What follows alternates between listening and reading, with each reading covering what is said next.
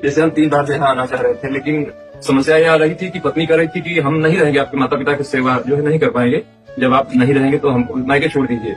आप क्यों आना चाहते हैं? वहीं से यूट्यूब से सुनिए, नाम जप कीजिए, हमारी बात को समझिए।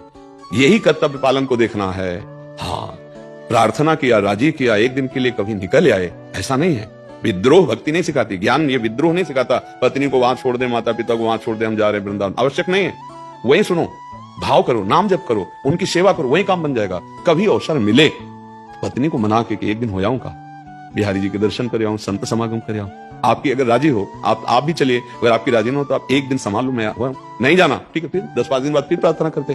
प्रियता, वही हम कह रहे हैं, उसी को समझना है। ऐसा नहीं माता पिता की वो सेवा नहीं करेगी, उसको मायके छोड़ दिया, आप वृंदावन चले, माता पिता कष्ट पाए, ये भक्ति नहीं। अगर बात मान जाओगे तो गृहस्थी में रहते हुए भगवत प्राप्ति कर लोगे। बात समझ में ना आवे तो भगवत प्राप्ति खिलवाड़ नहीं है, माया में फंसा रहता है जीव। भगवत प्राप्ति के लिए सिर्फ भगवान को लक्ष्य में रखना है। वो वृंदावन में भी है तो आप जहां हो वहां भी हैं, सर्वत्र हैं तो आप जहां भी हो वहीं हैं।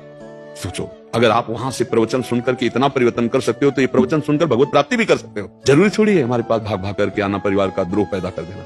अगर भावना करोगे कि मेरे गुरुजी मेरे शाम, तो तुमको दिखाई देने लगे, स्वप्न में आके उपदेश हो जाएंगे, तुम्हें भावना में नजर आने। भागने की जरूरत नहीं, ये कोई प्राकृतिक बात नहीं है, ये भाव की बात है। आप वहीं से भाव करो, वहीं से समझ में आ जाएगा। ठीक है।